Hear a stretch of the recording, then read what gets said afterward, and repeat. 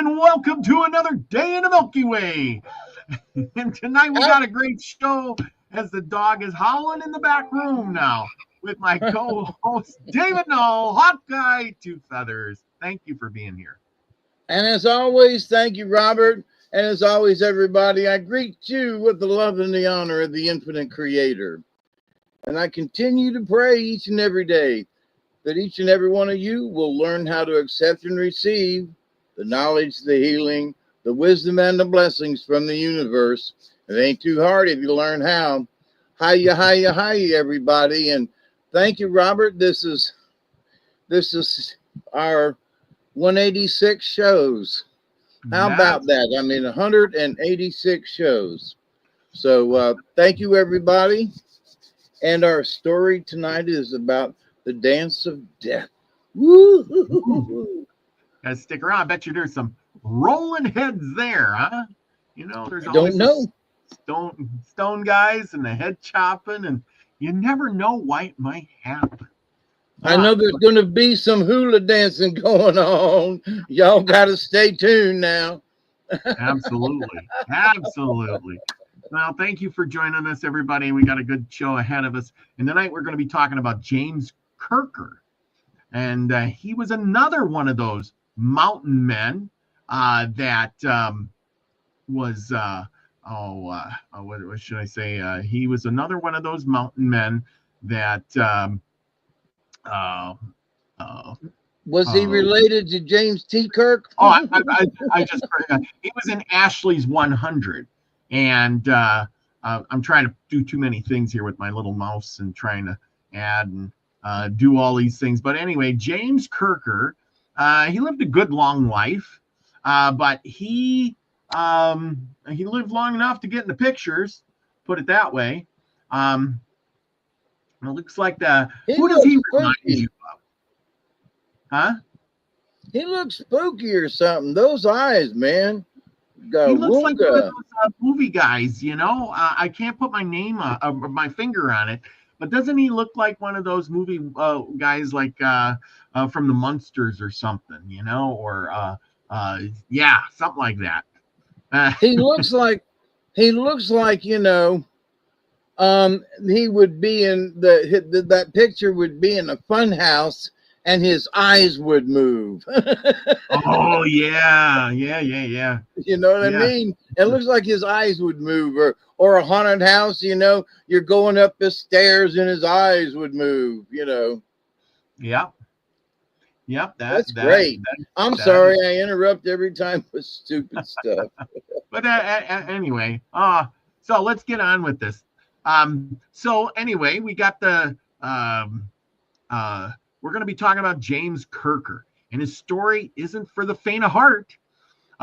He was born in Ireland in 1793. You know, so he was back in the day. Kirker wasn't destined for polite halls of the European civility, you know, because he was in Ireland. He came from a hard people shaped by war and revolution.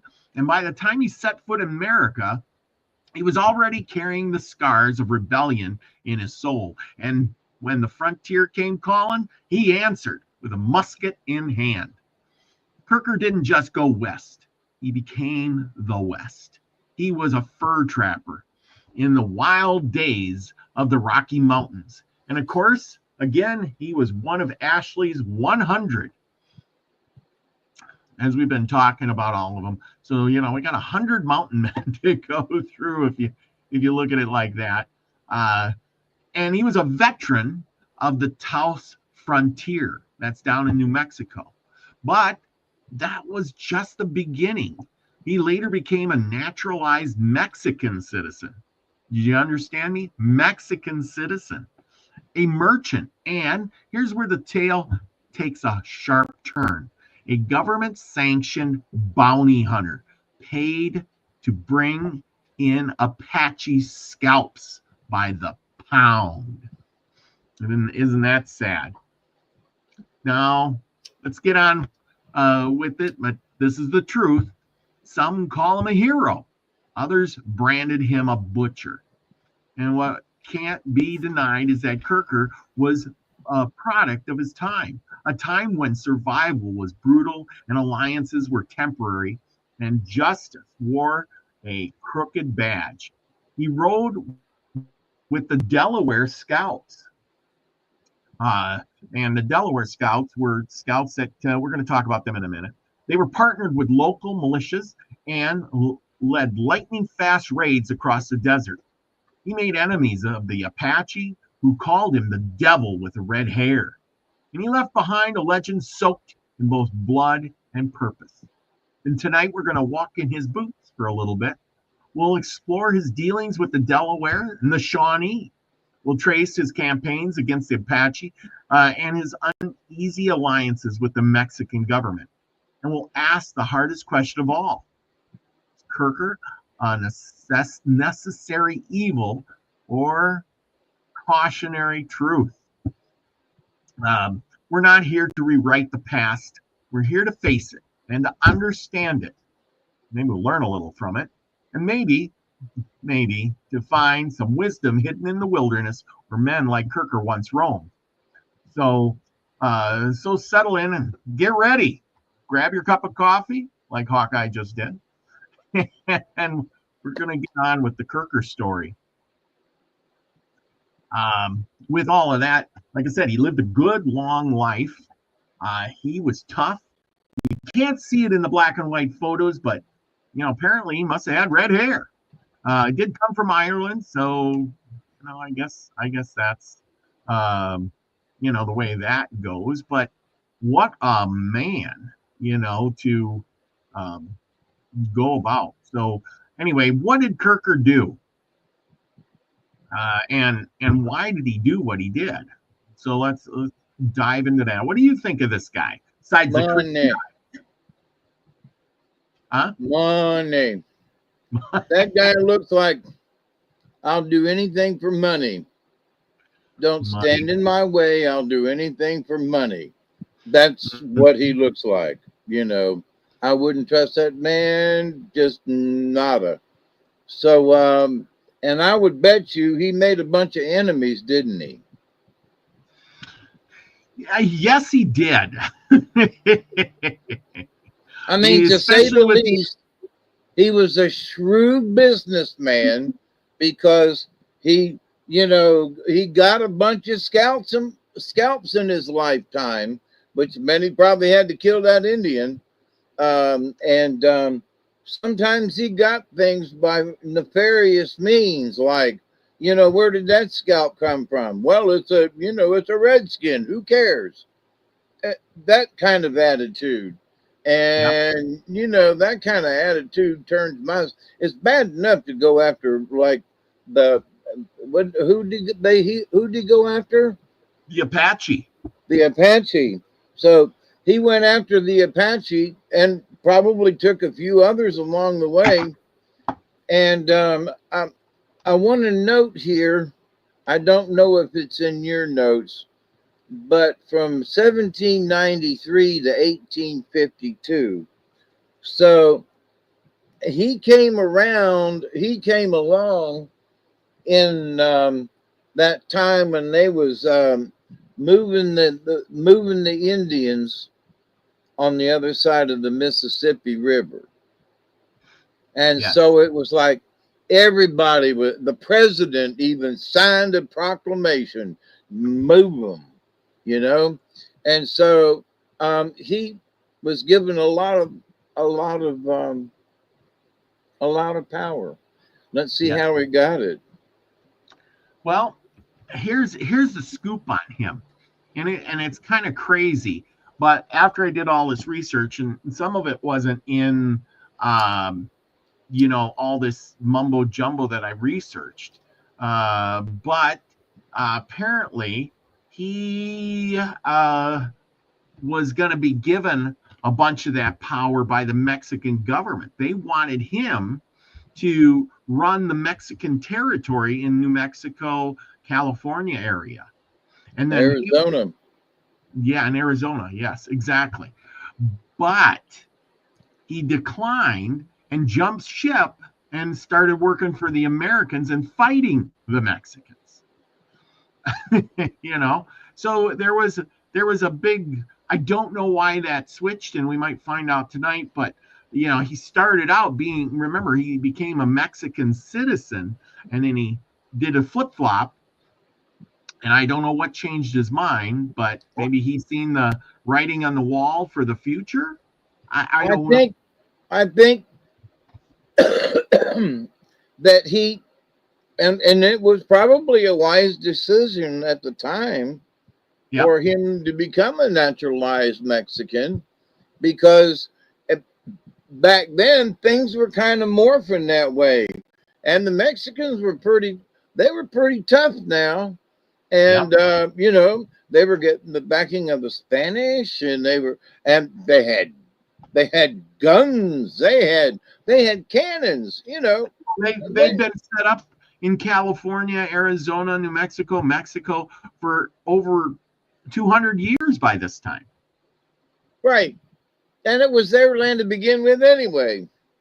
Yeah, yeah, exactly. So let's find out what he did. Well, of course but anyway, you were talking about power. Well, anyway, he when he was out there scouting and doing all these things, and you were talking about the Indians being moved by presidential decree.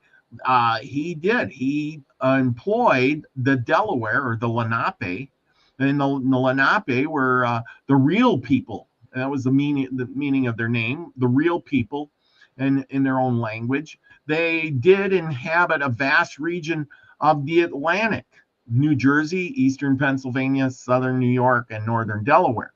But then they were moved. They lived in long, you know, remember we talked about the Delawares. They lived in long houses, and they did Yeah. agriculture and fishing and hunting. Okay, and they were over there in Delaware, or they were peaceful negotiators and skilled warriors, but then they got moved. And by the 18th century, the Lenape were pushed westward by the colonists and land-hungry governments, of course. Then they went to Ohio, Indiana, Missouri, and eventually they ended up in Oklahoma and Kansas. And during this westward movement, many Delaware warriors seeking purpose, because now they're not in their home territory, they needed an income and revenge against longtime enemies, and they offered their services as scouts and fighters. And this is where figures like James Kirker entered the picture and hired them on. And between the 1830s and 40s, many Delaware men were well known as elite frontier scouts, Indian auxiliaries, and guides. Now, we've talked about Delaware Indians being scouts and guides many times, and it just seems like they're out of place, you know, when they're in the plains, or they're in New Mexico, or they're Dakotas or somewhere, and you're talking about Delaware Indians, and well, holy cow, they came a long way to being a scout out here. But the whole tribe came out there. They were also hired by the U.S. Army, the Mexican government, and even bounty hunters like Kirker to track other native tribes. And you know, and again, I'm going to go on with the natives and how they didn't understand. I don't think they understood unity. Like, hey, I'm a native. I'm not going to go hunt my other natives. I'm not going to kill my other natives. They were more of a, you know, I'm a Delaware, and that's an Apache, and I have it out for me. Killed my brother's uncle's cousin's nephew. They raided my family and killed some of my children and took my horses. You know what I'm saying? Very tribal. And I got to say that many of them still to this day cannot see the big picture. And that was one of the things that Sitting Bull and several of them were like, y'all aren't looking at the big picture, you know? And Yeah. and so the bigger picture is they should have united and spoke with one voice, but even to this day they have trouble. Well, yeah, and by the time they did figure it out, it was too late. They were so few in number that, you know, it was over for them, which is really sad. Yes, And and very few of them have, knew how to navigate the white man's world in order to, you know, to make a change within the native community, you know. Well, And that. so it's been tough for them, you know. They are a conquered nation for sure. Well, yeah, and then of course they're living on reservations, and how do you make any money there? So that's why they were hiring themselves out to be scouts and guides, and as we get along, Kirker, he was facing fierce Apache resistance in northern Mexico. He relied heavily on the Delaware scouts to conduct scalping hunting raids and desert tracking missions, and these were the warriors he employed were highly trained in guerrilla warfare, loyal to those who paid or respected them, and sometimes culturally in between native in heritage but seasoned on the American frontier.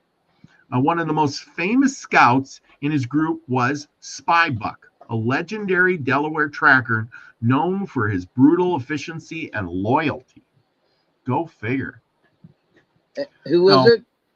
His name was Spybuck. I think I'm going to have to look him up. We'll do a show on him.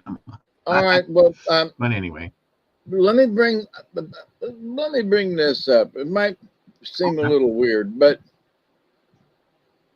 here was the Native American back in the 1600, 1700, and that they basically got along without money. Yeah. They traded, they had beads and things and stuff, but they didn't need money. They didn't have to go out and get a job.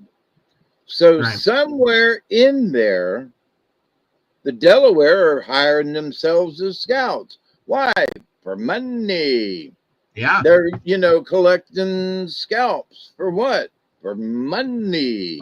And so somewhere in this, the native folk have been, they've been turned into capitalists.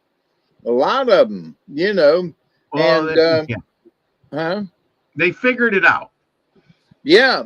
So I just find it interesting to me that here was a culture of the native peoples from sea to shining sea that got along for centuries without a damn dime. You know what I mean? Without a dime. And then all of a sudden, white man comes along. Of course, the Spanish helped, but, and probably some Italians and Greeks. But anyway, but to the point, now, it's all about the money. So anyway, there's my crazy 2 cents again.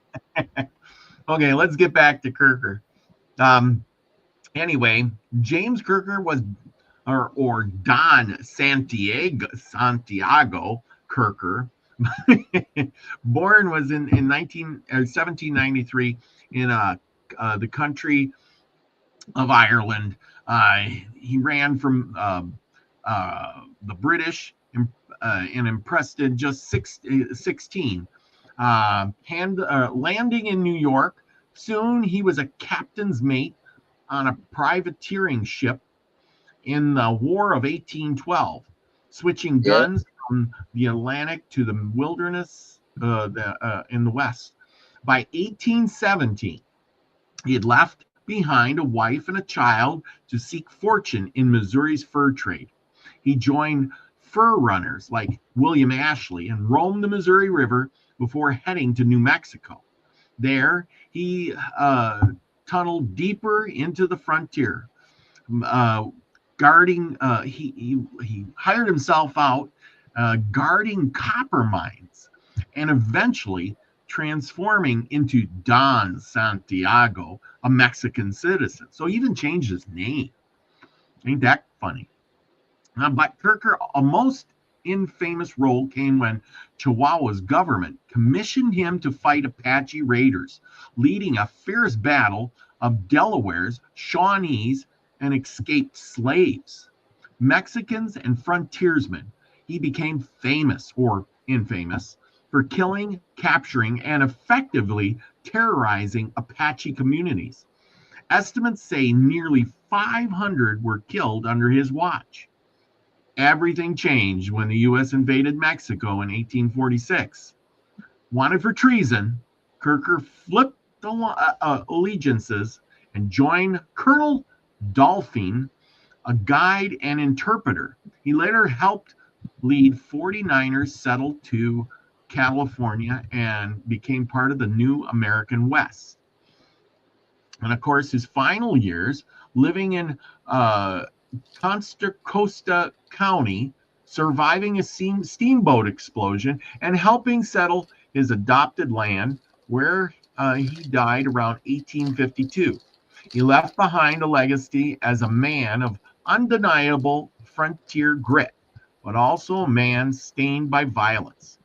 James Kirker was the Wild West incarnate of a frontier merchant, combat guide, and survivor who blurred the lines of hero and outlaw in a time when survival ruled. So, yeah, that's kind of funny. I mean, so here's some little cool facts that we're going to go through just real quick. Why isn't this working? You want something to work, and it doesn't. So he returned. He left his family in 1817.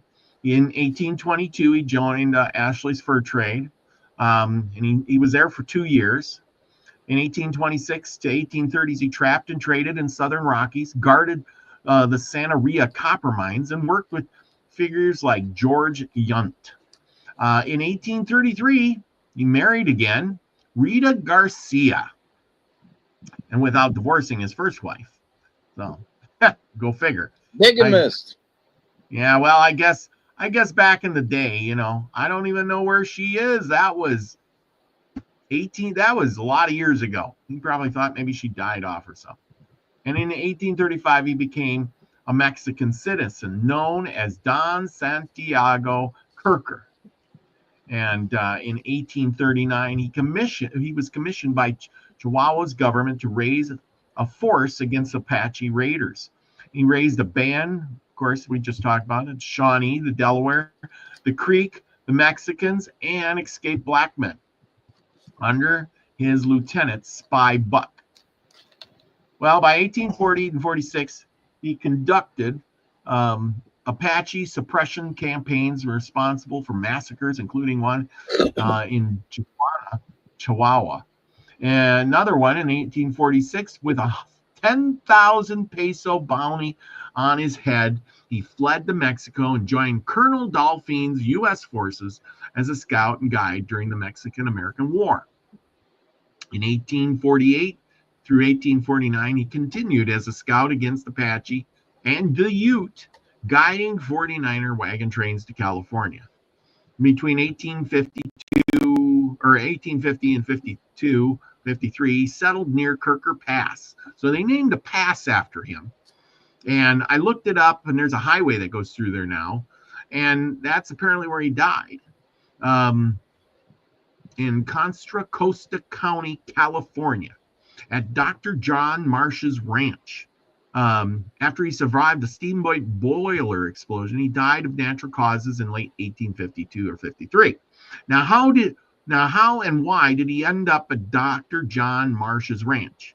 Well, apparently, Dr. John Marsh was being raided by the Mexicans or the Indians, and he hired Kirker in his later years to, again, you hire a bad man to get rid of the bad men. And he became the guard or the guardian of the land and chased off the outlaws raiding the ranch. And in turn, John Marsh gave him a small chunk of land where he built a house and lived comfortably till he died. So that's kind of the story of Kirker. So he hired There's not a whole lot of it. So he hired the Delaware Indian to slaughter the Apache. Yeah.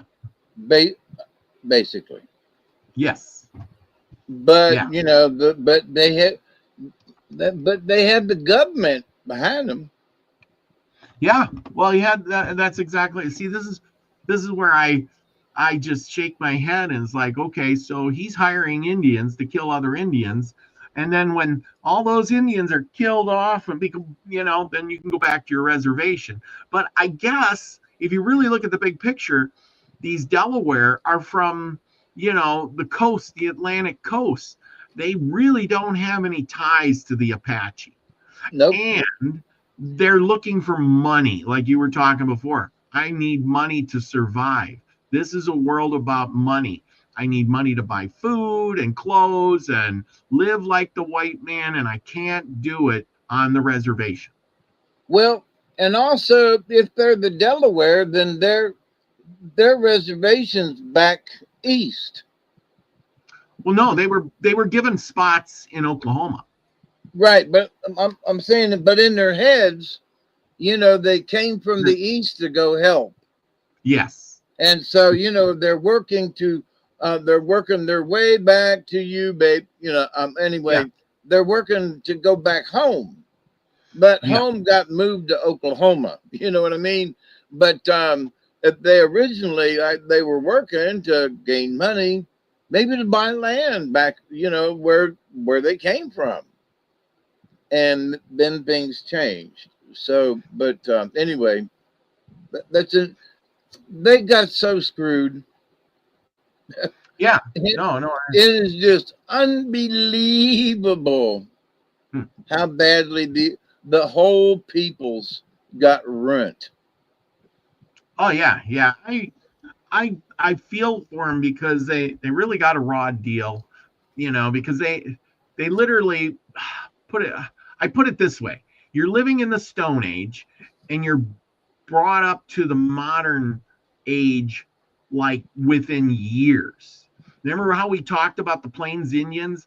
Most of them never even seen a white man until the 1860s. And then all of a sudden, floods of white men came barreling in to shoot all their buffalo. And all of a sudden, it's like we may have seen one white man walk through, one of those, trappers or something. And then all of a sudden there's, hundreds and hundreds coming through in those wagon trains. And they're shooting the buffalo. They're leaving garbage all over the place. They're shooting the deer and the elk and chasing everybody out. And when they see an Indian, what is the first thing they do? They start shooting at them.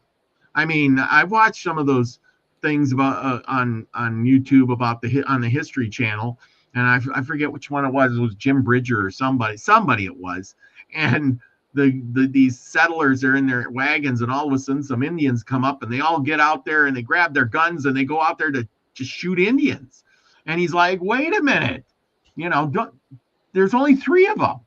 There's like 20 of you. They're here to trade or to, ask for pittance to cross their land or something. Not all Indians are ready to kill you. But if you kill them, then their whole tribe is going to come after you. And these people just couldn't get it. Oh, I read the story about the Indians, and they're going to get us. They're going to get us. And for the Indian, you see, it was one long trail of garbage. Yep. Literally people dropping stuff all along the way that throw stuff out because they didn't find out they shouldn't have brought it. So they're lightening their load as they're going across the prairie. And so back in the day, man, you talk about environmental impact. There was just nothing but garbage. People, ladies' underwears and bloomers. I mean, the whole 9 yards was just out there. Yeah. Pianos. Yeah. And that's the thing. All the stuff they dropped off was nothing that the Indians could use. Right. The Indians couldn't use a piano. They couldn't use a stove. They couldn't use ladies' underwear. And they couldn't use that stuff. What they wanted was food, and they wanted, cloth, or they wanted knives or pots or pans. And, well, the settlers aren't giving that stuff up. That's right. Yeah. So when they did meet up, the Indians would ask them for a tax or a fee for crossing their land. And well, the white man, what are you gonna do? Here's $10.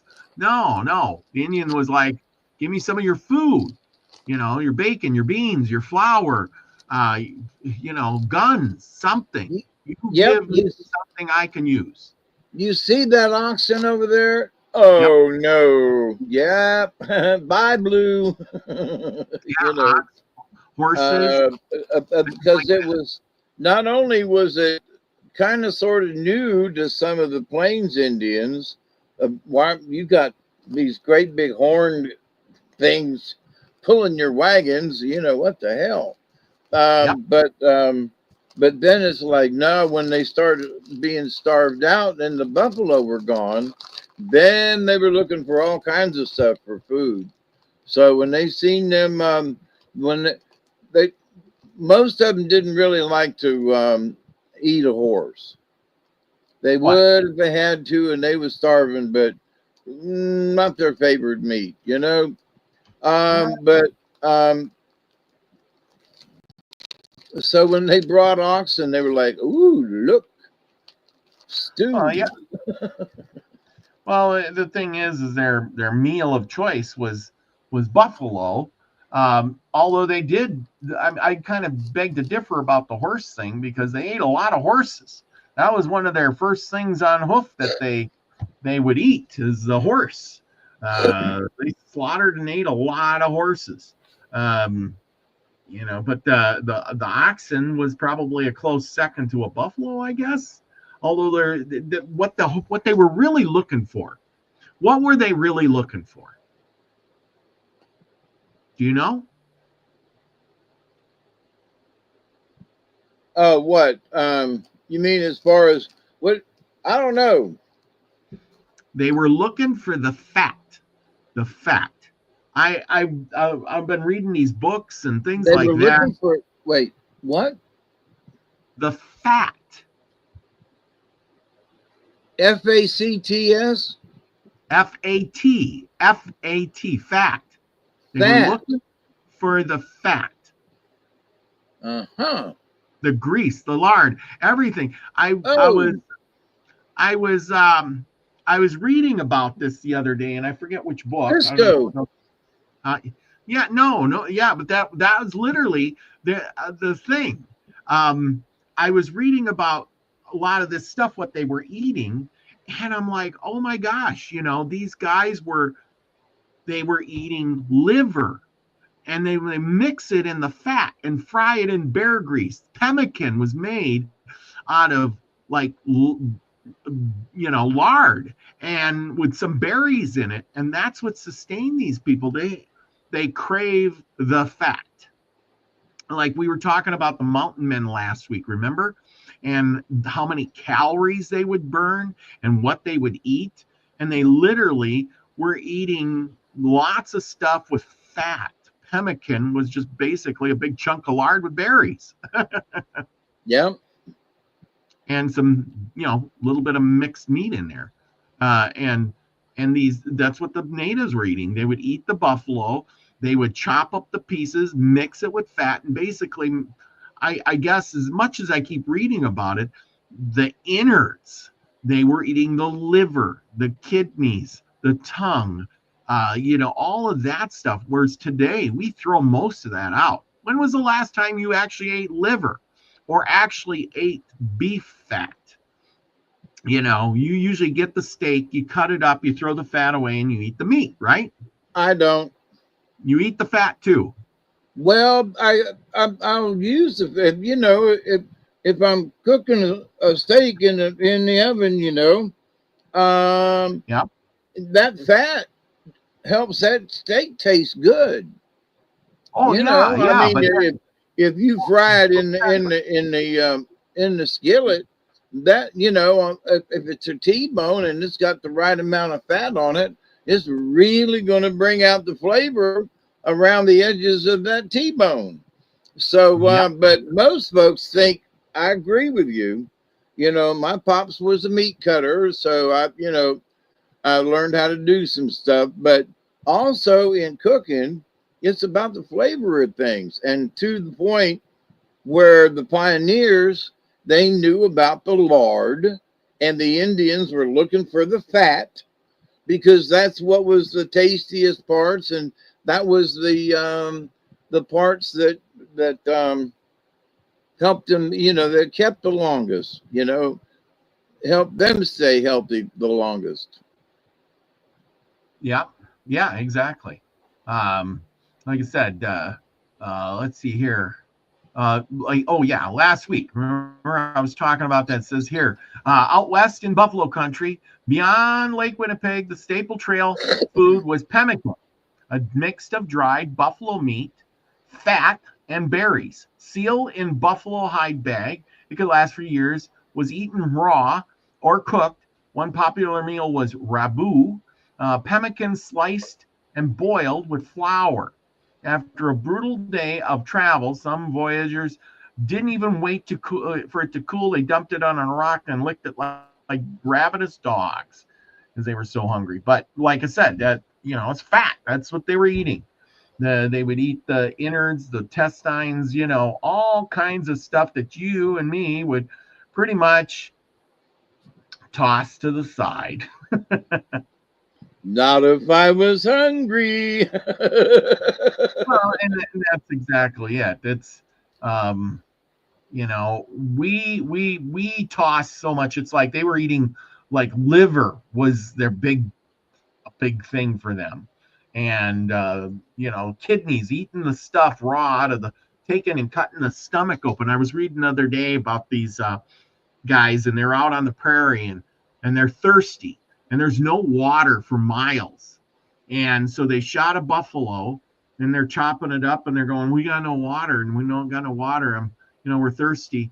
And the one guy cuts the buffalo open, and he goes inside, and then, remember the cow rumen animals, they have extra stomachs, and he cuts some of the stuff off, and next thing you know, he's pouring water out of the guts, and he says, there's your water, drink that. See, Yeah. there's water everywhere. Water. I don't know how much water he got. But that's the thing. And so there was water in there too, and they ate the stuff out of the gut. Remember, we talked about that, what's his name? The guy, he was a German guy as a kid. He was caught, and first thing they did was shot a buffalo calf, opened up its stomach. He grabbed the stuff out of the stomach, which was the curdled milk. It was like, cottage cheese or whatever, and made him eat it. Remember? And they were all souping it up like this is a tasty treat. And he's like, I ain't gonna, it was curdled milk from the cow. Yeah. And to them, it was a tasty treat. But cottage cheese. Yeah, cottage cheese grown right inside the stomach of the calf. But like I said, things, we've changed so much on what we eat. Now we get lean cuts of meat, we get lean ground beef, when you should be getting the oily, greasy stuff and eating the oily grease. When you cook a steak, the fat that's on it, you should be souping that up just as good as the meat itself. Well, see, and also, like my pops, he always told me, he goes, David, you always want a good marbled piece of meat. You want to be able to see the fat run between the muscles. And so, because, and it's true, the best is, and the most tenderest and the juiciest is a well marbled steak. It is. Pops was, but he was trained to be a meat cutter, and to show, to teach people about the right cuts of meat, and marbled steak. Thank you, Pops. Well, yeah, and that's the thing, and the marbling makes it taste better. But the fat even in the buffalo, they would eat the buffalo hump, and they would be craving the buffalo fat, and that's, like I said, that's where the energy lied. That's where they got their nutrition, everything. There's vitamin C in the fat too, Whereas, and it wasn't like they were picking oranges from the fruit trees around there either, right?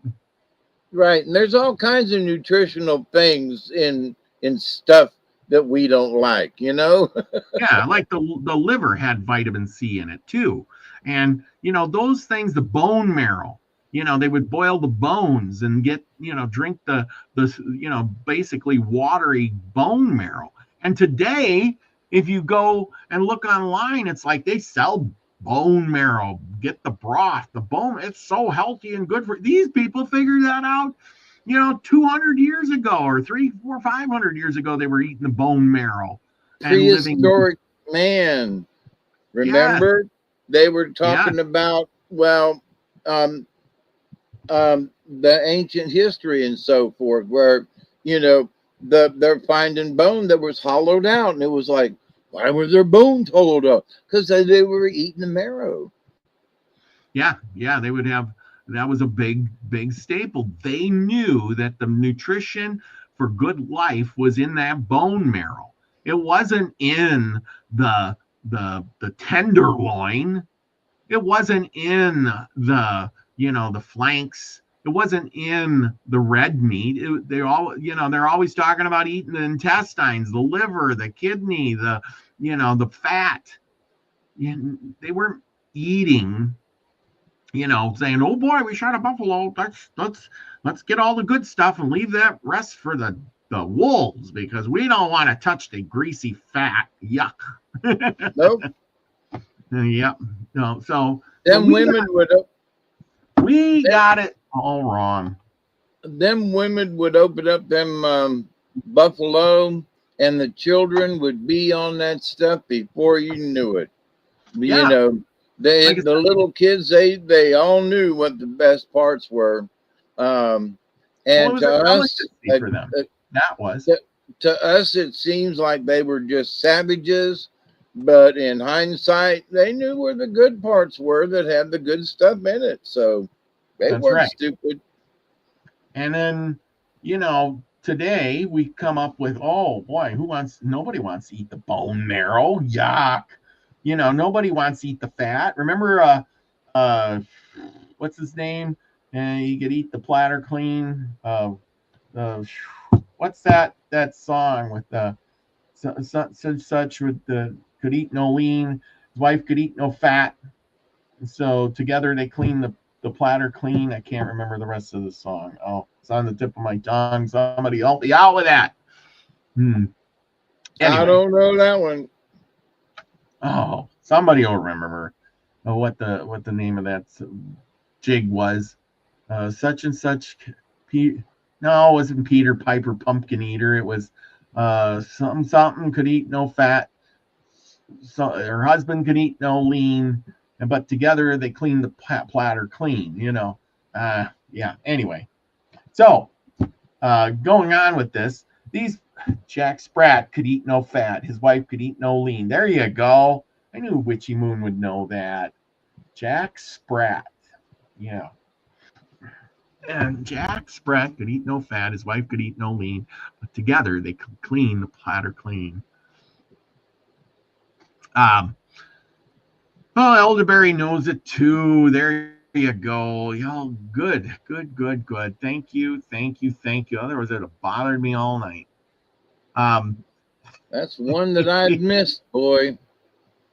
Really? You never heard that one? I've never heard it. And I mean, and I kind of collect those things, and it's like, what? I have no idea what y'all be talking about. You learned a new one tonight. Yep. How about that? At 72 and almost 3. Yeah. And there you go. Let's see, what was I? Oh, so the thing is these people could live on, anyway, they lived on that stuff. I think that's kind of the secret to, the longevity and being healthy and stuff like that too, because even now they're coming up with this, beef tallow, wiping, put it on your face to get rid of wrinkles. And it's the big thing now, using beef lard to, look young. And I'm thinking, yeah, but uh, so that was the deal. I don't know. These people knew what to do. They really Yeah, did. they did. They knew how to And live. that's why I was like, as you were reading that about, to make money, and I'm like, they didn't need money till we came. No, they I mean, they didn't need money till we came. that's We right. didn't need money really, but We're told um, you do.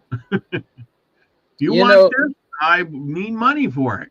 Well, and then once you had a good axe, because you could replace the handle. yep. Once you had a good foot adze, that was imperative. Um, you know, Once you had a crosscut saw, once you had a good shovel, and once you had a good hoe, you were pretty much set. Well, yeah, but then man creates new things that you need. Well, you need a pot and you need a pan and you need these clothes. You need wool clothes and they're warmer. And you need a hat and and like now everything is throwaway. Um, and so we get stuff and then we throw it away. I'll buy a new one. Oh, the shirt's got a tear. Well, we don't mend anything anymore. We just throw it away and buy a new one. You know, Or when was the sell it last to somebody else. sell it to somebody else? Let them deal with it. I need a something and I use it. And then when I'm done with it, well, it's been, what's that saying? Oh, I don't want to collect anything. So I just have it for a little while. And if I haven't used it in a year, I throw it away. Well, then what if you need it 2 years from now? You go buy a new one just because you didn't want to have it sitting around? Yep, apparently that's the way the world works now. I've got clothes from 30 years ago up in my closet. Yeah. Well, I went to a bunch of Not garage that I'm sales. hoarding. I just, Yeah. you know, I went to a bunch of garage sales, this last weekend, and most of the stuff that people had there, they were just wanting to get rid of it. They were like, "What do you give me for it?" $2, $5, anything, just get it out of here. And I says, oh, that's a cool camp cook stove. And guy's like, yeah, we had it, went camping a few times, and then it got put in the shed, and we haven't been camping in a while, so I'm getting rid of it. If I need another one, I'll just go buy a new one. And I'm thinking, will this one work? Yeah, it works. So if you go camping again, well, you're not like 80 years old, you're like 50. Well, I'll just go buy a new one. I'm just what? shaking my head like, you're selling this one to me for $5 or $10, but you're going to go out and spend $50 on a new one if you ever go camping again. Yep. And it's like down here, I still got a Coleman stove from 60 years ago, Well, And yeah, but but folks up north you are should like, oh man, I got to get me a buy a new new one. one. But so you don't want to have one, but for us, Florida, for us down here I'm not in Florida, but on the edge of Florida, when hurricanes and bad storms come, you're out of electricity for hours or days or weeks in some cases. And I mean, Mm-hmm. we had a thunderstorm hit the other night, and power was out for, let's see, well, almost at least 6 hours. Yep. So I mean, I could look at my app and see. Well, we were getting clobbered with the lightning. It was intense, but sometimes you just gotta wait for it to come back on. But Yep. folks just don't think ahead. That's all. That's so true. They just Like I said, it's all about in the now. If I haven't used it, I got to get rid of it. And I'm more like you. I have a camp stove. I've had it for 20 years. And, if I need it, it's right there. And I might go camping and then I'll need it. And maybe if I don't, there might be a bad thunderstorm and the power goes out and I might need it. But I can't go buy one after the thunderstorm knocks the power out. Or if I got to go camping, now I have to go to town and have this list of stuff I need to go buy that I already had at one point.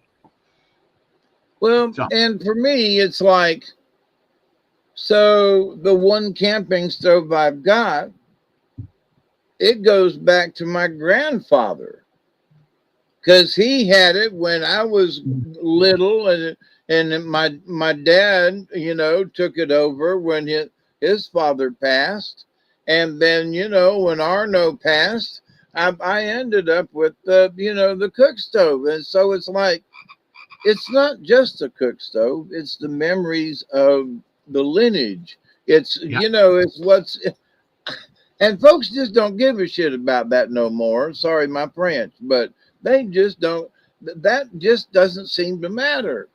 And that's one of the things that the white people destroyed with the native, of course, is yeah, they destroyed their lineage.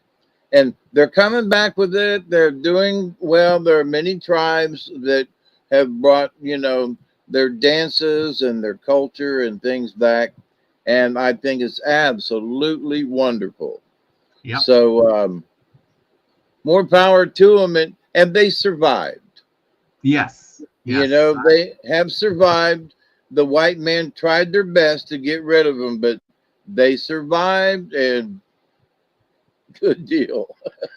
Yeah, yeah, no, and that's the important part. I mean, think of all the stories we lost and all the tales and stuff, and you're going to tell a good tale tonight. So that's my lead up to your story. We have a That's a segue, eh? story into the story. Don't you love it?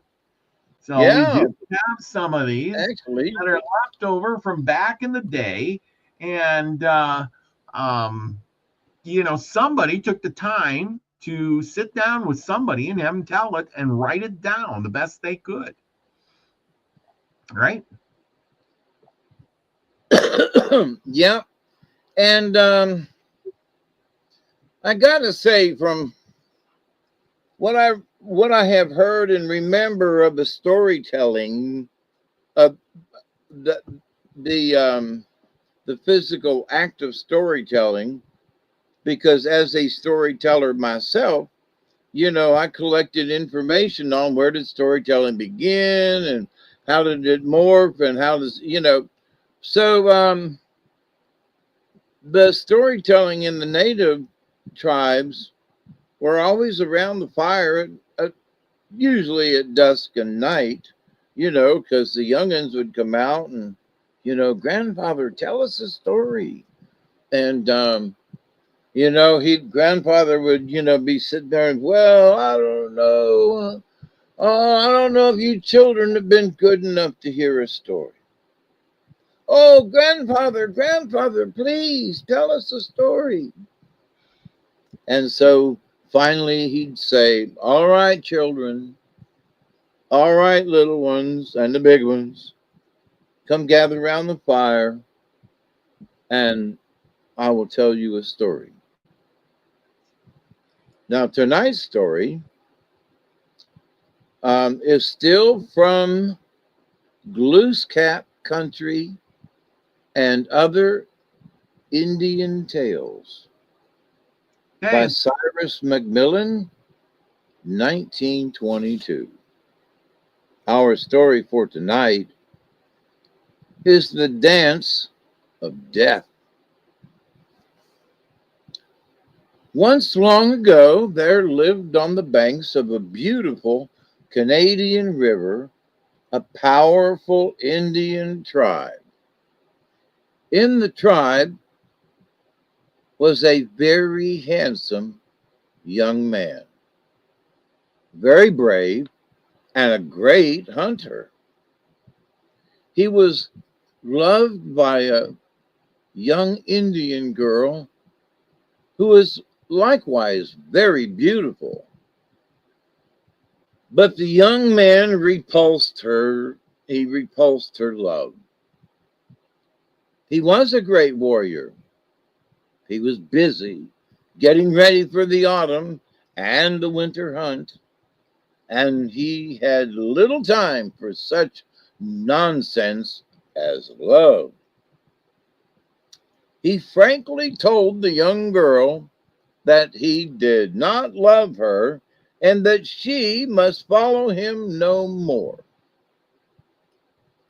Now the beautiful young girl was very angry, for she was proud and beautiful, and of a high temper, and she was little used to have she used to have her way and to have her desires refused. She had a very strange power which the spirit of the night had placed in her cradle at birth. It was a power by which she could do great harm to mankind, but she had never used it in all her life. But now, in her anger, she said to the young man as he went away with his comrades, "You may go, but you will never return as you go." The young man gave no heed to her words. He neither cared for her nor feared her, and with a merry heart he went his way with his companions. One day, many weeks later, when they were far away in the north country, in the land of ice and snow, the young man became suddenly ill. Then he went raging mad with what the Indians call the wild madness of the woods. The girl's strange power was upon him. In the band of hunters was the young man's older brother, a very strong and powerful man. He knew what ailed his brother. He went to the river and sang the strange, weird song that calls the evil spirit of the stream, calls them to the man's assistance.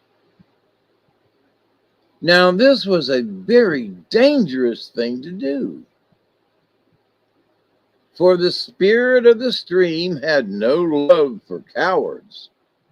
But the man, being brave, had no fear, as he wished to save his brother's life. After the usual custom, he dared the evil spirit of the stream to come to him. Soon the monster appeared in answer to the challenge, its great eyes shining like fire on the water and its horns rising above the surface. It asked the man what he wished, and the man answered, "I wish you to help me. I wish my brother to be in his right mind again and free from the maiden's wicked power." Then the monster said, "You may have what you wish if you are not afraid." And the man said, but he feared nothing. And the monster asked, "Do you fear me?" And the man said, "No." "Then," said the monster, "take hold of my horns and scrape them with your knife." The man did as he was told, and he scraped and scraped until he had taken a handful of powder from the monster's horns. The monster wondered at the man's bravery and said, "Go to your camp now. Put half the scrapings into a cup of water and give it to your brother to drink.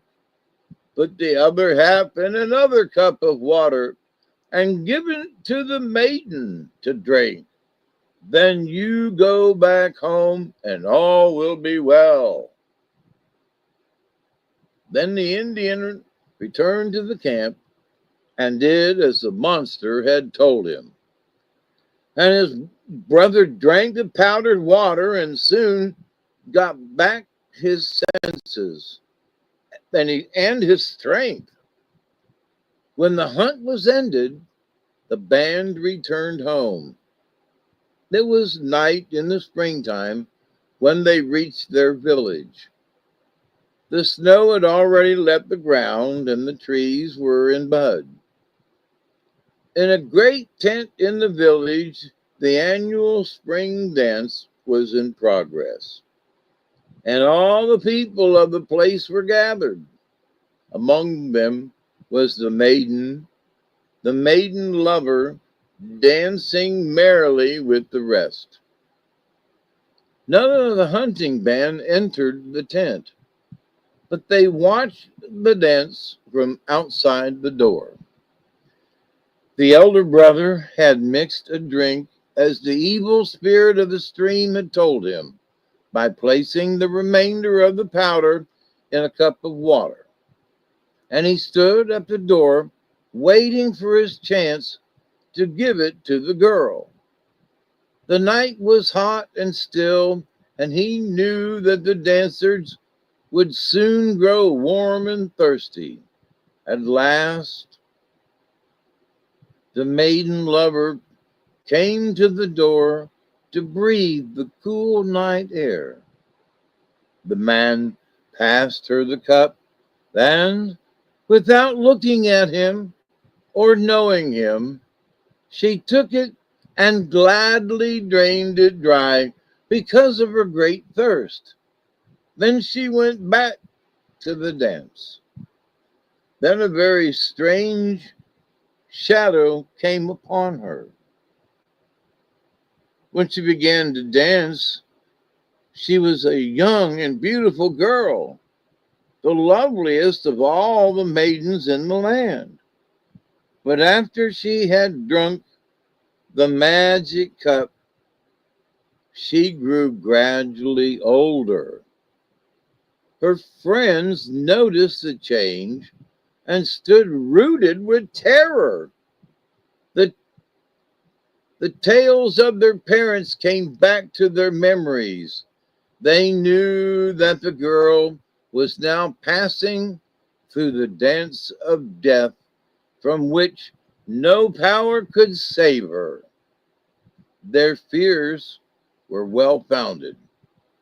At each turn of the dance, a year was added to the girl's life. The color faded slowly from her cheeks. Her shoulders slowly stooped. Wrinkles appeared upon her face. Her hands trembled as if palsied. Her feet lost their nimbleness, and her tread was no longer light.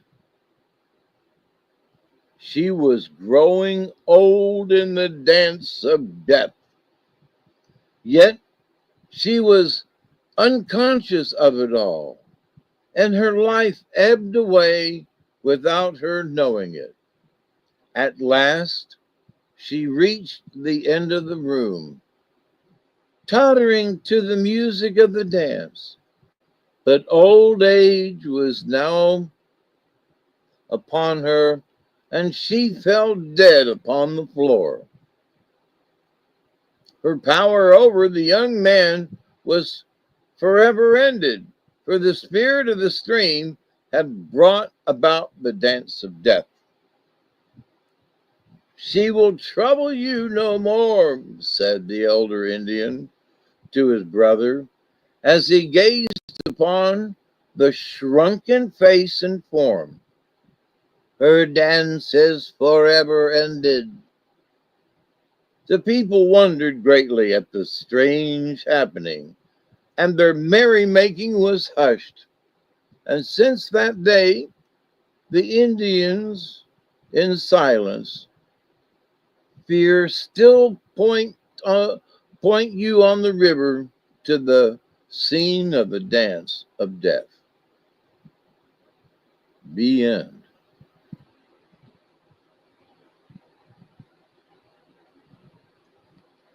Now let's see. How are we on? Oh, Yeah, gee, we we got got lots plenty. of time. Huh? We got lots of time. Or you want to do another one? I'll pull it Okay. up. Let me get a drink and Let me pull it up. so y'all are in for a treat tonight. We get to do two stories. John That Price, one he says was I'm late to the party, but unfortunately, you're gonna get another one. And no heads are lopped off. That's right. But somebody still had to die. Oh, yeah, yeah. but it seemed like it was the nasty old biatch, you know. Yeah, that's right. There you go. So our next story is called The Songbird and the Healing Waters. So that's you got a segue for that one?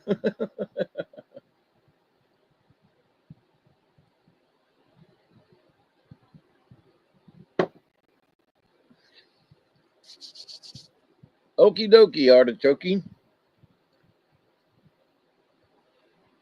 Now this again is another story from Glooskap Country and Other Indian Tales by Cyrus McMillan, 1922.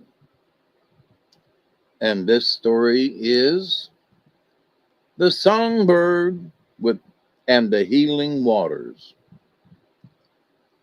Once, when the snow lay very deep on the ground, and the days were gray with frost, there was great sorrow in an Indian village. A dreadful plague had come upon the place and had carried away many of the people.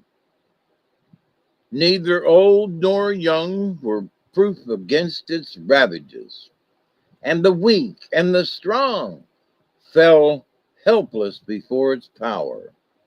The people tried every means to get rid of the plague, but they had no success.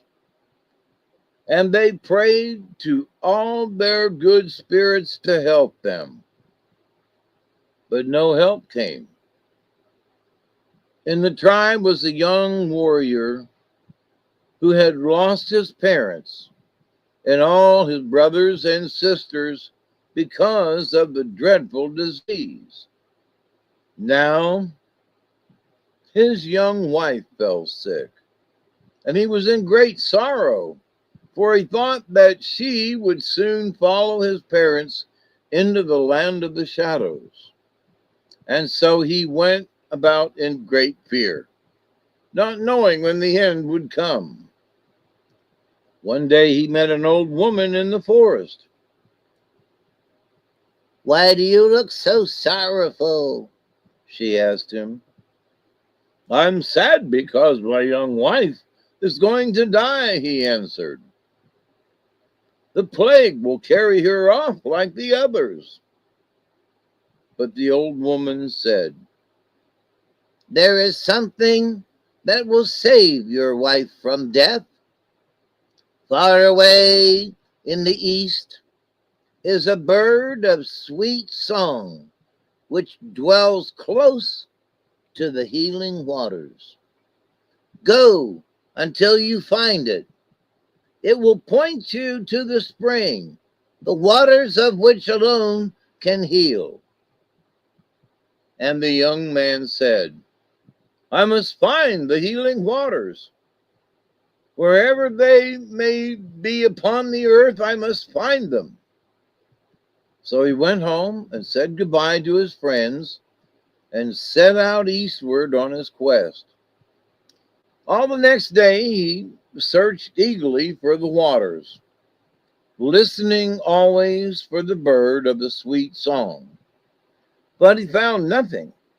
The snow lay deep in the forest, and he moved along with difficulty. He met a rabbit in his path and said, Tell me where I shall find the healing spring. But the rabbit scurried away over the snow and made no answer. Then he asked a bear, but he met with the same rebuff. Thus, for many days and nights, he wandered on, crossing rivers and climbing steep hills, but always without success. And then one day, he emerged from the snow country and came to a land where the airs were warmer and where little streams were flowing. Suddenly, he came upon the body of a dead man lying across his path. He stopped and buried the body, for he thought that it was not right to leave it lying bare upon the ground for the birds to peck at. That night, as he went along in the moonlight, he met a fox in his path. "Hello," said the fox. "What are you looking for so late at night in the forest?" And he answered, "I am looking for the bird of the sweet song." He answered, "Who will show me the way to the healing waters?" And the fox said, "I am the spirit of the man you buried yesterday by the forest path there, and in return for your kindness to me, I shall do a kindness for you. You have always been good to the animals and the birds, and you have never killed them needlessly, nor when you did not require them for clothing nor food. And you have always been careful of the flowers and the trees, and you have often protected them from harm. So now they want to be good to you, and I am going to guide you. But first, you must rest, for you are tired from your long journey." Then the young man lay down to sleep, and the fox stood guard beside him. As he slept, he dreamed, and in his dream he saw his wife, pale and thin and warm. And as he looked, he heard her singing a song of wonderful melody. Then he heard a waterfall rippling near him, and it said, "Seek me, O warrior, and when you find me, your wife shall live, for I am the healing waters." In the morning, the fox led him but a short distance through the forest, and on the branch of a tree, he heard a bird singing a song of wonderful melody, just as he had heard in his dream of the night before.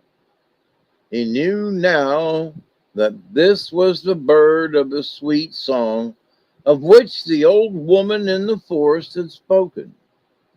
Then, as he listened, he heard the sound of a waterfall rippling not far away. He searched for it, but he could not find it. And Fox said, "You must seek it. You must not despair. It will not come to you unless you search." So he searched again, and soon he thought he heard a voice speaking beneath his feet. "Release us," it called. "Set us free, and your wife and your people shall be saved." He seized a sharp stick and dug rapidly into the earth where he had heard the voice. He worked eagerly and quickly, and he had not dug far when the spring gushed forth and boiled upwards, carrying to the world its healing powers. And the young man knew that at last he had found the cure for his ills. He plunged into the spring and bathed himself in the water, and all his weariness left him, and he was strong again. Then the young man molded from the soft earth a large pot. He baked it in the fire until it was quite hard. "Now," said the fox spirit, "I will leave you. Your kindness has been rewarded. You will need me no more, for you have found the healing waters."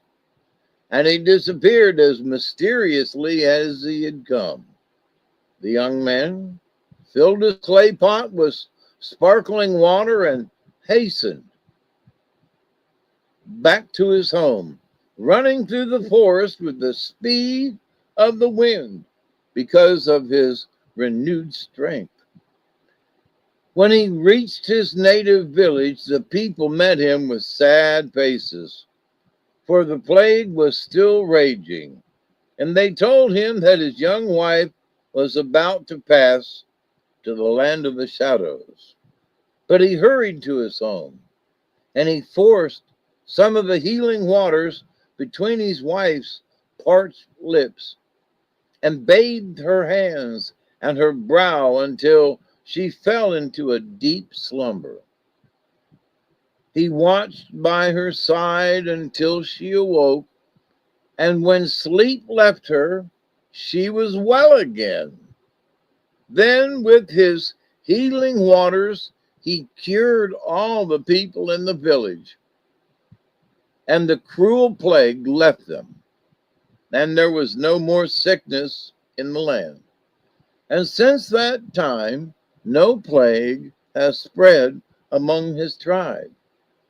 In this way, the mineral spirits, the mineral springs, the places of healing waters, came upon the earth, bearing health and happiness wherever they rise, and accompanied always by the songs of birds. The end. That was an interesting story. So I hope you all liked it. It's 11:22 my clock. We're doing good. I have already pulled cards. Okay, get your guesses in, everybody. Put them in the chat. Yeah, I've already pulled them, so you can guess I'm holding this card. And this one is Beaver, number 22, right side up. Next in line, believe it or not, is Rabbit, number 30. Fear, Rabbit calling fear. Ooh. Horse, we haven't had in a while. Oh, Number 35. Horse in a long time. Upside down. Whoa. Now remember, upside down doesn't necessarily mean that it's bad, but sometimes it can be. Here, where am I? Oh, come on.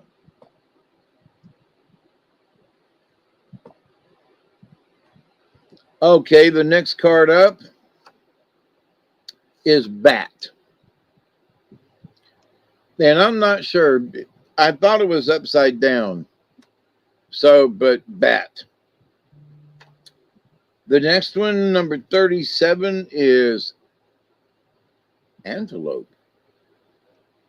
Haven't had antelope in a while. No. The next one up, bunch of cards tonight.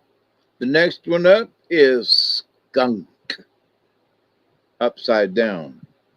We did have skunk not too long ago, I think. And believe it or not, the last card up is swan, upside down. So let me get the book out. Let me get some copy, and I'll start working on the cards. So when I get to bat, ladies and gentlemen, you think it should be right side up or upside down?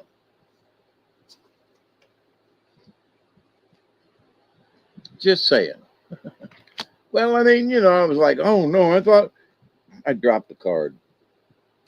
So Beaver is about family and building and community. And I can't find the book. Here it is. And so Beaver's all about good stuff. He's never he never finds himself in a corner. He's always got a back door somewhere in his den, or he's always got a plan, which is the key thing about Beaver. Let's see, it's number 22, and go the other way.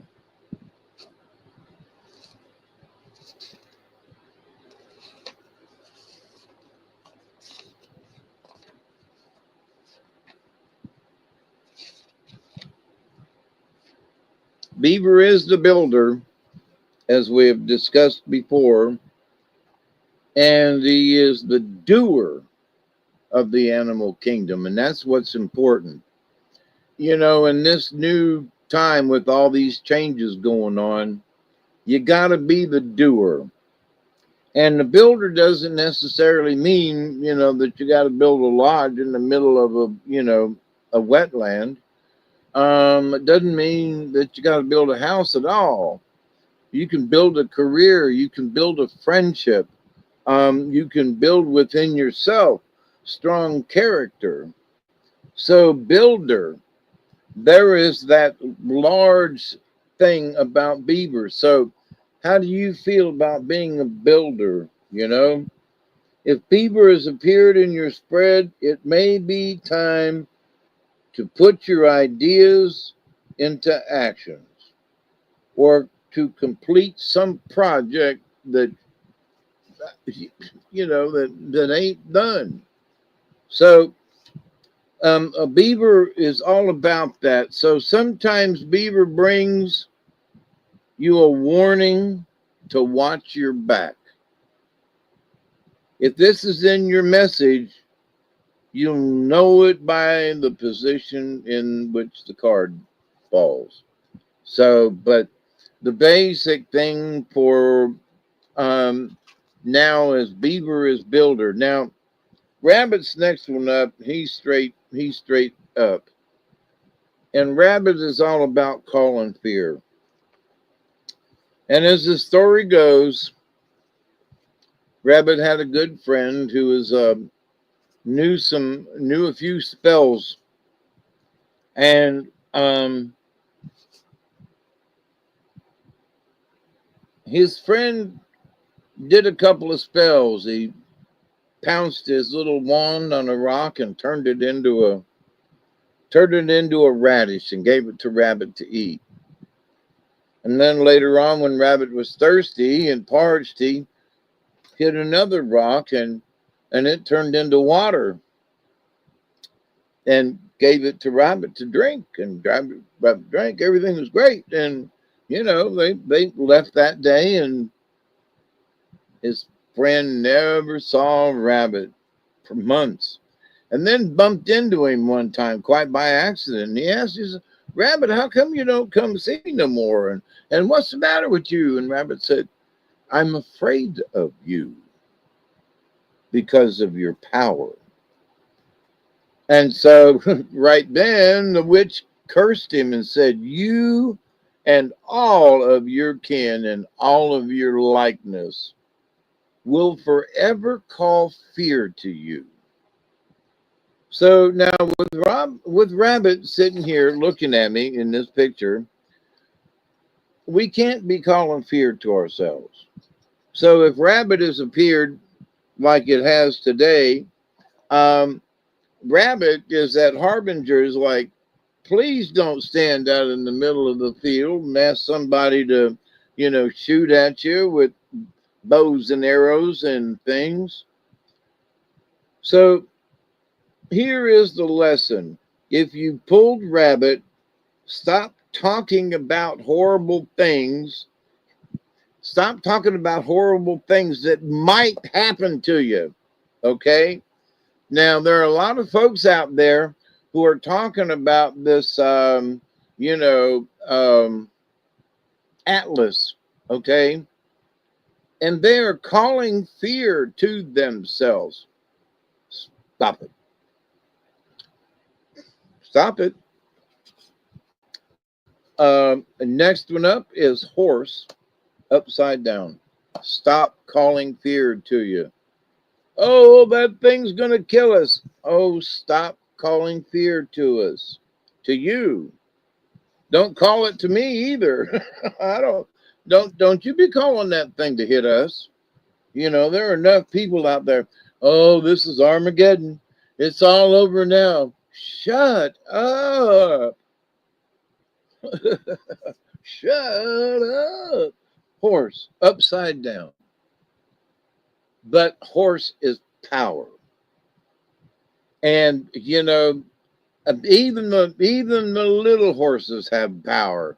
They come out of their mama's behind and they're walking and running before you know it, right? I mean, they have power. So, and that is what exactly horse is power. So Dreamwalker was a medicine man, and horse offered him his back for a ride. And Dreamwalker was nearing his destination, and the Arapaho Nation was near. Stallion came to the front of the herd, and Dreamwalker mounted White Stallion's back. White Stallion was the message carrier. The message carrier for all the other horses, and represented wisdom in power. Dreamwalker had made the journey to heal your brother. And because horse and its kin knew that Dreamwalker had spent all his time and energy to go heal another, they honored him. Now, so upside down horse contrary. If your ego has gotten in the way, you may have failed to notice the lack of respect that you have been receiving from others.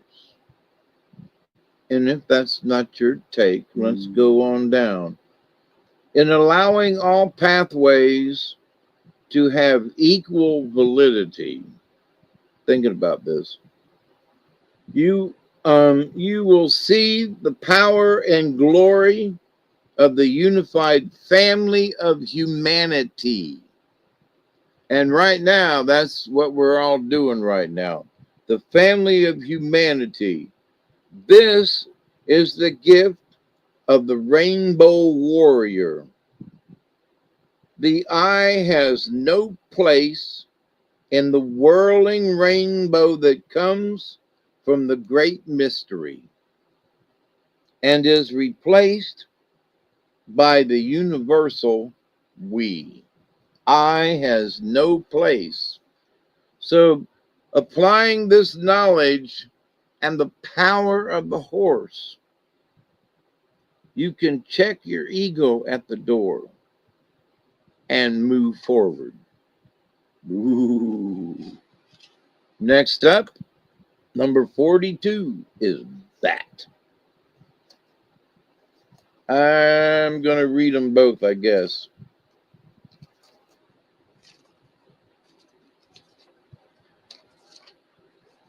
Oh, yeah, that is rebirth. That's right. So the basic idea of the ancient inhabitants was to break down the former notions of self. So here's horse coming up, and it's like, check your ego at the door.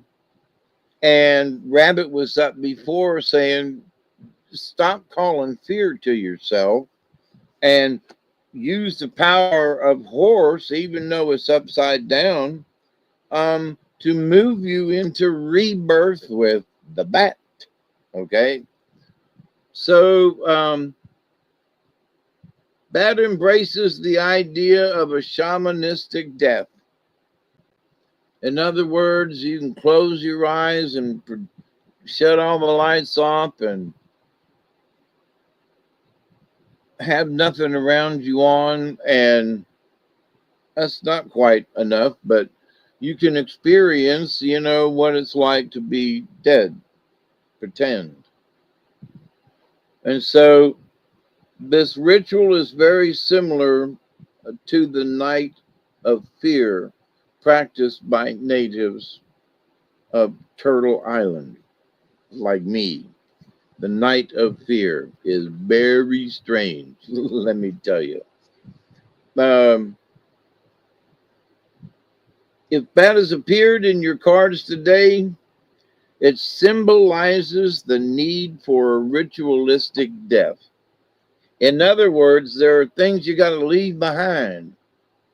And, well, I don't know if I need that anymore. It's dead. Be nice, it's dead. Pass it on. And so, and keeping rabbit out of the fear now. So the ritualistic death.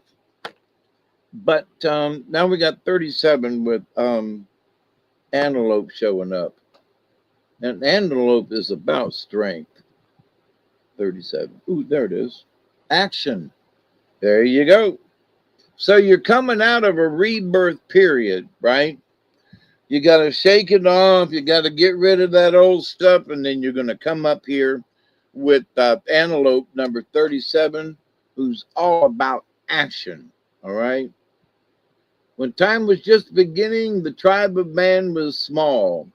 Antelope saw that the many two-leggeds were hungry and naked. So Antelope spoke to him and said, listen, y'all need to kill me and eat me. What an interesting thing to say. But Antelope took action and came into the camp and told him. He said, the great mystery sent me to teach you a lesson. The lesson is to do. You have no need to be fearful. There's fear. Grab it back a couple of cards. You have no need to be fearful. Oh, I lost my place. If you know, there's no need to be fearful if you know what to do, basically. So make a plan, right? But antelope's like, take action. Don't just sit there and freeze to death or starve to death. Take action. So that's a okie dokie, because you're coming out of a shamanistic ritual death to an awakening of action with Antelope. Antelope knew that humankind would survive the Ice Age if the people learned to eat the meat. Humans learned Antelope's lesson well. Because of Antelope, humans took proper action and survived to the present day. I'm here, So, although I've not had antelope. Now, the next card up is a little spooky, smelly. Is skunk upside down. Now, skunk, we might remember, is all about respect. Skunk commands respect. You see that puppy coming down the trail, you just back away. Skunk. Oh, what number is it? Oh, number 7. It's back to the other end of the book. So there's skunk, and so we've got antelope saying take action, and skunk, who's about the about reputation and making a good impression. You can make a bad impression, but hopefully, you're going to try to be good, and you're going to try to develop your own reputation, which should be good. Antelope, take action. Go back to the bat card. You're doing your ritualistic death. Why? To get rid of old stuff. And horses saying, here, take the power. Don't be stupid and don't let your ego get in the way. And here's rabbit. Oh my God, I fear. Quit fearing stuff. Move on. So skunk is about reputation, but it's upside down. Skunk medicine, operating through the contrary, indicates that your self-esteem may seem to others as if you're putting on airs. In other words, they're going to think you're faking it. In leaking vital energy, you may be stinking up your environment. In other words, because you don't have enough faith in your own reputation, you're leaking vital essence and you're stinking up the crowd. So to balance the causes and effects of your actions and energy flows, you must decide whether or not you need to spray in the direction of others to overpower them and make them go away, or whether or not you need to spray in another direction to bring people to you. So skunk says, if your ego is not your amigo, you know it stinks. That's the last card for this. But with that said, and horse is talking about ego. Don't let the ego get in the way, but take action.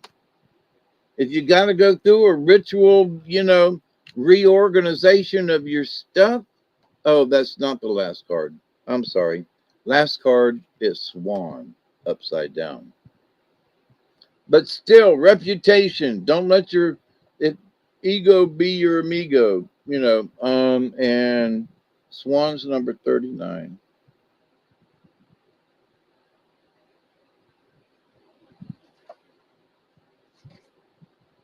Oops. Swan is about grace. And, Swan had been a little ugly duckling before it became the Swan. But Swan found herself kind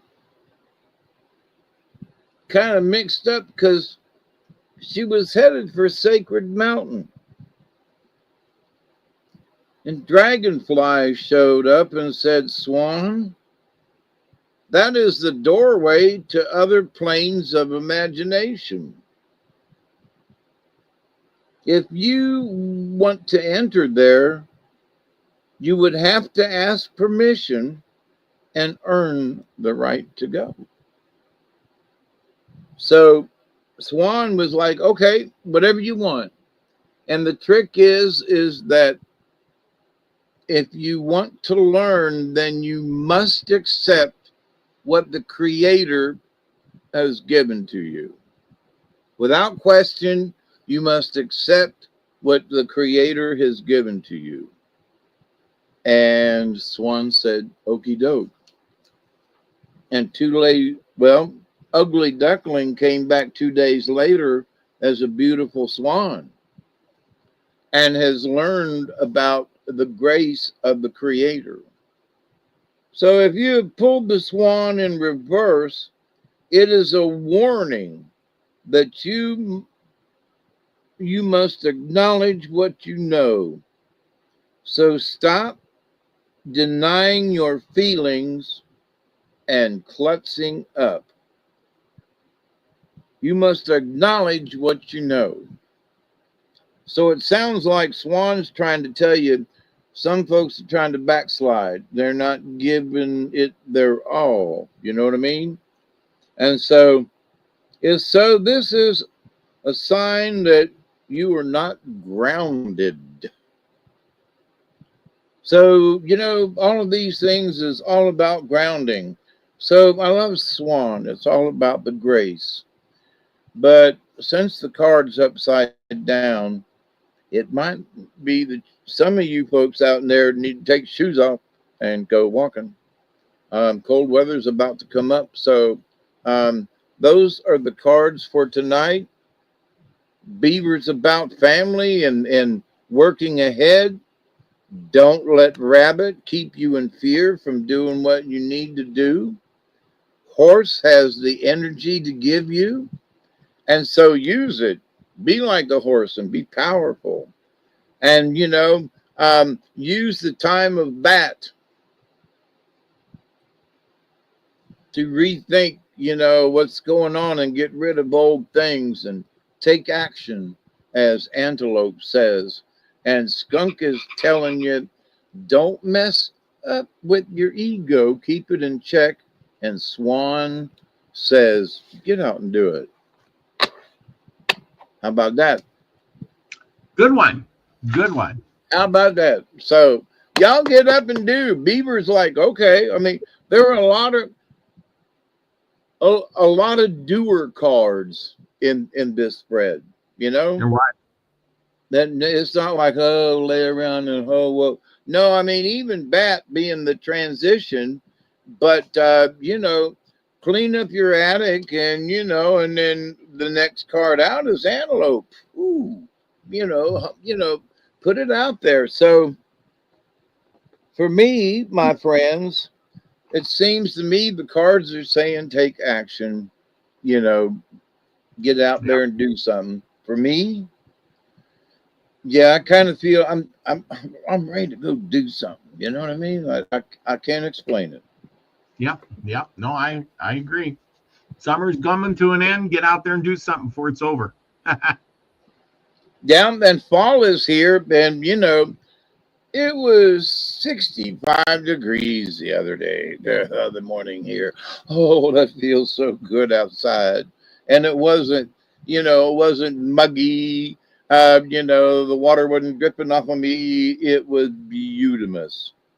So it's fall, time for my birthday. I got 22 days left. Oh, boy. Oh, boy, yeah. Yeah, fall's right around the corner. It's getting cold here. I noticed that the temperature is dropping and it's going to be a high of like 60 in a couple of days. I was like, ooh, nights are going to be cold. The corn is ready. I've been picking and eating corn like it's candy. Yum. Yeah, so, it is what it is. Anyway. Eat some for me. I can't. I ain't got no teeth. So, chew some of that corn for me. I will. I've been eating so much corn. Holy cow. Anyway, with all of that, was great cards, good message. Never ending summer heat here. Yeah, Nina, it's the coast. You always get never ending summer heat. I'm glad you could join us. John Price, you'll tell me, is in the house. Skunk is delicious. I've never eaten skunk. I don't think I want to. Anyway, Lucky Stone's in the house. Elderberry. Thank you all for being here. Witchy Moon. The Way. Thank you for showing up tonight and joining us. And Chloe. Max Vision Remote View Class. Thank you. Thank you for joining us tonight. And remember, get your Milky Way Soul Tribe shirt right there on Streamlabs. On Nina's Streamlabs thing, she's got a whole bunch of shirts there. Everything from Beyond Truth to the R. Wayne Steiger shirt. So get there. Yep. And yes, it's probably already, it's Wednesday over there. Yep. Happy Wednesday. Get some. Yes, I got to get to bed. Got to go to work tomorrow. And thank you all for joining me. Any last words for tonight? You got a show. Yeah, if any of you are up in about 20 minutes, it's all about the being able to do it on the cell phone thing. So sometimes my thumbs turn it off and it reboots and it, so it might take me 30 minutes. Yep. Don't forget, tomorrow is Hump Day. Go join Nina on Facebook and Kick, I think it is. But anyway, I don't know if you're gonna be on the YouTube or if you've moved it, but anyway, go check Nina out. Nina is over there, and her links are in the description below. So get all of them and go over there and join her for the Hump Day message. If you want another message and see if it aligns with Hawkeye's message that he just gave us with all the animal cards. Yep, that was right. Facebook and Kick. If you don't have Kick, download it now. Get on over there and join Nina for that.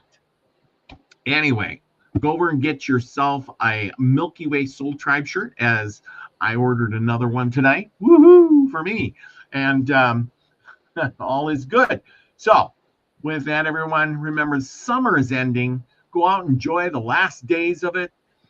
Go out and be nice to somebody. It will make your day better too.